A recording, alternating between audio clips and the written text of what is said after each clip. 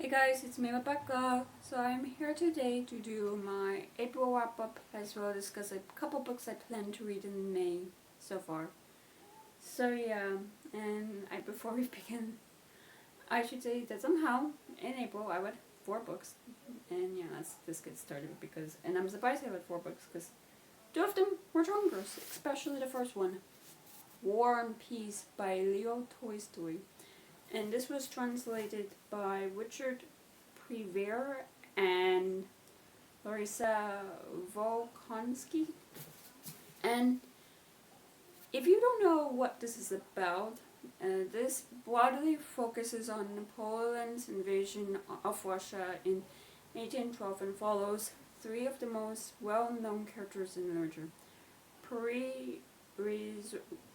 Rizukov, the illegitimate son of a count who is fighting for his inheritance and earning for spiritual fulfillment.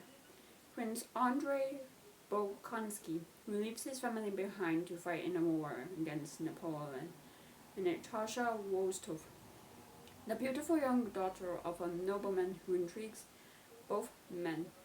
As Napoleon invades Tolstoy, brilliantly follows characters from diverse backgrounds, peasants and nobility, civilians and soldiers, as they struggle with problems unique to their era, their history, and their culture.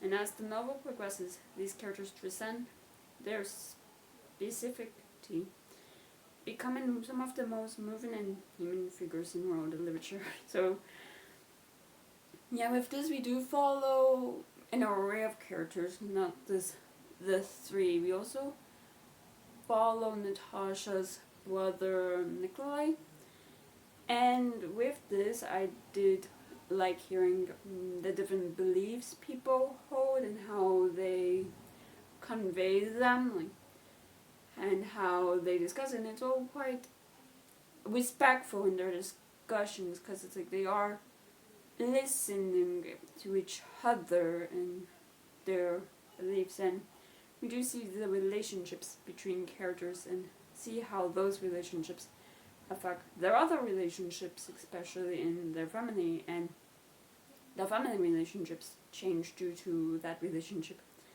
How people typically marry for a good change in societal standing and really for love.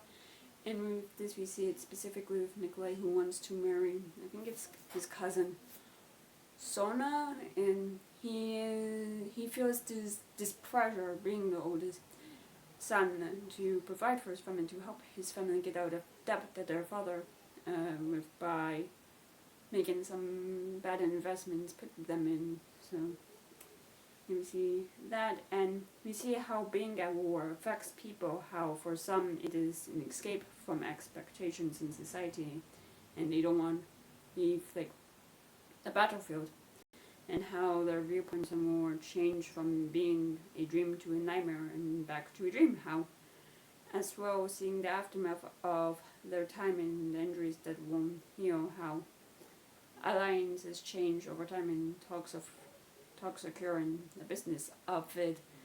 We see how their time at war, while they were, whether that is they were a soldier or they were a prisoner, how it affects them and changes them.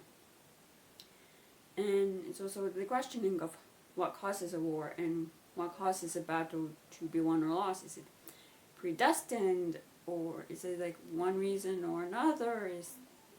Is the reason in correlation to past events as well? It also was interesting in seeing the contradictory reports given to those in charge of making decisions about them. And it's not really like, oh, one leader got one report, another leader got another report. It's the accounts given by different soldiers, whether they witnessed it or they heard about it. And so the sergeants, I guess, in charge have to make decisions based on what they hear. And you see the way the experiences characters have through the book affect them in their beliefs and the way they live their lives afterwards, how they find peace they are looking for. and something they were looking for. Like, we see with one character how he was someone who was quite not greedy, but he liked to drink, he liked to spend money, and he's still like that after what he went through, but he's more, I would say, charitable about that. So yeah, and I will have to say at times, Toy Story's philosophy especially, and this, so, I don't know, the way it was written, or maybe it was just me not really understanding it and just go over my head, but overall, I don't want to say I enjoy it, because enjoy feels like the wrong word to be talking about a book about war, but I found it interesting, I would say, and I gave it 4 stars. Now that I don't have to hold that up anymore, because my word, that book is basically just a bit heavy. The next book I happened to read in April, and now the second big book, has my copy of War and Peace is there's over 1,200 pages. This is 900 pages. This is The Books of Jacob by Olga Tokarczewski. I definitely should have looked up how to pronounce that last name before I began, but this was translated by Jennifer Croft, and this is about, in the mid-18th century, as new unrest begins to sweep Europe, a young Jew of mysterious origins arrives in a village in Poland. Visited by what seem to be ecstatic experiences, Jacob Frank casts a charismatic spell. In the decade to come, he and his increasingly fervent followers will crisscross the Habsburg and Ottoman empires as he reinvents himself again and again, converts to Islam and then Catholicism. He's pillared as a heretic in one moment and hailed as the Messiah the next. The story of Frank, a well-historical figure around whom mystery and controversy throw to this day, is an ideal canvas for Olga Tokarczewski's genius and unparalleled reach. And with this one, it was interesting seeing how things are changing in the world, how traditions and how people are anticipating, the changes, and when the Messiah comes, because they are expecting like the end of the world, and the Messiah will, I guess, bring on new world or new me. And I did like, I guess, the way dying is described, especially after being given something to prolong life, as you're already in the other road partially but not fully there.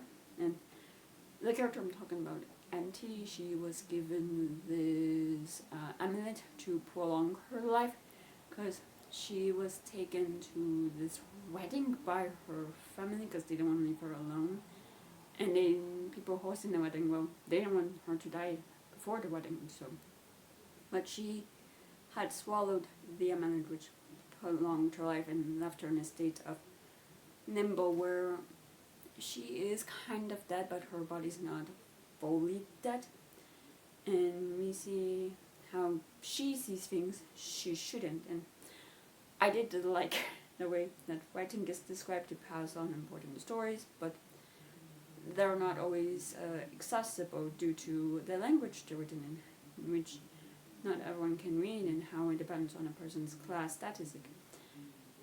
We have someone who's a philosopher, I guess, who only writes in Latin, and he doesn't want to translate his work into Polish, which the common people will be able to read as.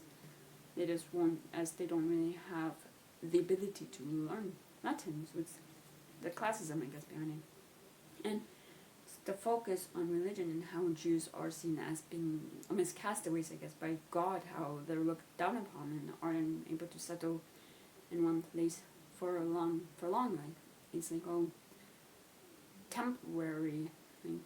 They are viewed as almost like their beliefs are dead way, like the old way of looking at things, and that the Christian way is just a more modern way. And We see the rise of Jacob and what he means with the changing of the world and how he seems to be. It seems he's almost taken advantage of it by doing the things he is doing. Like, at one point, I literally thought he was faking things, but at times it did seem real. You also see how those of traditional beliefs look down on him and his followers and call them heretics for not adhering to the way Jews do things and how he is cursed. And the thing is, for me, I did find Jacob a bit unlikable because his moods would kind of change, and from being a good person to this person doing questionable things. Like, he would basically maybe this is this, I don't know, but he would humiliate his followers. Like, he would have there was a scene where he would have women strip themselves in front of everyone, and he's like, yeah, those are going to be higher ups in my eyes. The way he would punish followers he did and stuff, or that he felt like did things he didn't approve of. Like, in a sense, he knows of his power over these people and uses it in ways that could be described as humiliating, but he thinks they deserve. And we see how over the years people grow and die and leave him until the end. And the thing for me with the ending is we see how his followers die and when, and it just felt almost like a list, like, oh, this person died and this is what their life was like, this person died, that's how it was, and it was this, I don't know, not my favorite way of ending it, but I guess you can get closure from that. So yeah, overall I found this interesting as well, and I gave it 4 stars. And the next book I finished in April was The Yard by Alex Guajan. And this is about Victorian London, a violent cesspool of squalid depravity. Only 12 detectives, the murder squad, are expected to solve the thousands of crimes committed here each month. Formed after the Metropolitan Police spectacular failure in capturing Jack the Ripper, the murder squad suffers the brunt of public contempt, but no one can anticipate the brutal murder of one of their own. A Scotland Yard inspector has been found stuffed in a black steamer trunk at Euston Square Station, his eyes and mouth sewn shut. When Walter Day, the squad's new hire, is assigned to the case, he finds a strange ally in Dr. Bernard Kingsley, the Yard's first forensic pathologist. Their grim conclusion: this was not a solemn and bizarre murder. It appears that the police, possibly the squad itself, are being targeted, and the devious killer shows no signs of stopping before completing his grim duty. But Inspector Day has one more surprise, something even more shocking than the crimes: the killer's motive. And with this, we do see how the citizens in London have lost trust in the police due to the failure in capturing Jack the Ripper, and how the police are very much aware of that. How there's so much crime in the city, but not enough manpower, leaving them overworked and burned out, and how they have to pick and choose their cases, meaning some cases are just unresolved. And we also see how personal they take the cases, either because of their own history or because they knew the person, and how who is the new guy, who he's also not the most confident, as he doesn't feel like he belongs there yet, and he thinks that it was a mistake of him being transferred to London. And I did like seeing how the techniques that's used in police work today, they're just being introduced and discovered, and people are wary of them. And we see the motivations behind behind a killer, and I find it was also interesting. But there was also this other murder case, like, that I just didn't really know what the point was of, because it just felt like it should have been a separate story to this one, but it seems like it involves someone who's almost a victim of Jack the Ripper, who is so close to being murdered, and they have their own trauma from what happened to them, and they're taking it out on men who have beards, as apparently Jack had a beard. So, yeah, but overall, something about this novel, I don't know what it was, this didn't really work for me. I was finding myself not really caring for the story. I don't know if it was just the writing or something, but I just felt meh about this book. I don't know. I gave it 3 stars in the end, so. And the last book I finished in April was Exhilaration by Ted Chiang. And this is 9 stunningly original, provocative, and potent stories, to publish for the very first time, all from the mind of the incomparable Ted Chiang. Tackling some of humanity's oldest questions along with new countries only he could imagine, these stories will change the way you think and feel and see the world. They are Ted Chiang at his best. Profound, sympathetic, revelatory. And with this, we do see the different stories on time and bodies and technology and memory, and how we want to learn more and how our bodies work in relation to the world, and how certain events are set in stone and nothing we can do to change it, and how we want to feel as though we have free will when we don't, and how technology is used and created for profit and for people's entertainment, and how do I phrase this? And is it worth having all of your memories recorded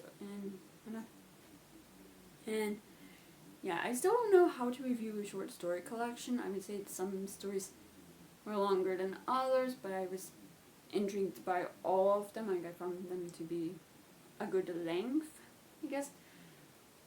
And yeah, I would say my favorite stories are The Merchant and The Alchemist's Gate, What's Expected of Us, and The Truth of Fact, The Truth of Feeling. And yeah, overall, I gave it 4 stars. Now, that is everything I read in April and what I plan to read in May. So far, everything else will be in my May wrap-up. But I'm planning to go to When I Was Deaf by Alexis Henderson next. And this is about Rosalind isn't herself anymore. It's been almost a year since her sister Adeline died under mysterious circumstances, and Rosalind is still tormented by her absence. So when the caravan of girls that Adeline spent her last summer with rolls back into town, Rosalind joins them to finally figure out what happened to her sister. Strange, beautiful, and intriguing, the girls are closed off from the world, but they welcome Rosalind into their fold, deepening her fascination with their unique bond. As it turns out, the 6 girls are brought together by a force more sinister than Rosalind's nightmare could have conjured up. Death himself. Death incarnate has spared the girls from ultimate endings, and to pay for their lives, the girls travel the country, keeping souls on his behalf. Now Rosalind must decide if finding closure is worth the price of striking the same deal. So I'm very much excited for that. And after that, I will probably go into Sea of Tranquility by Emily St. John Mandel. This is about Edwin St. Andrew is 18 years old when he crosses the Atlantic by steamship, exiled from polite English society following an ill-conceived diatribe at a dinner party. He enters the forest, spellbound by the beauty of the Canadian wilderness, and suddenly hears the notes of a violin echoing in an airship terminal, an experience that shocks him to his core. 2 centuries later, a famous writer named Olive Lewin is on a book tour. She's traveling all over Earth, but her home is the second moon colony, a place of white stone, spiraled towers, and artificial beauty. Within the text of Olive's best-selling pandemic novel lies a strange passage. A man plays his violin for spare change in the echoing corridor of an airship terminal as the trees of a forest rise around him.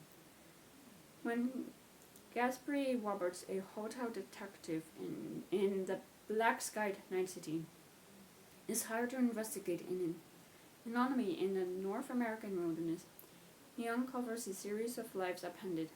The exiled son of an earl driven to madness, the writer trapped far from home as a pandemic ravages Earth, and a childhood friend from the night city who, like Gaspari himself, has glimpsed the chance to do something extraordinary that will disrupt the timeline of the universe. Yeah, I'm very much excited for that. Now, that is everything I read in April and what I plan to read in May so far. And yeah, that's it for this video. So if you enjoyed it, please give it a thumbs up. Leave a comment below telling me what the last book you read was. If you want to, please subscribe to this channel. And if you want to follow me on any social media, all those links are in the down bar below. I'll see you guys next time I post a video.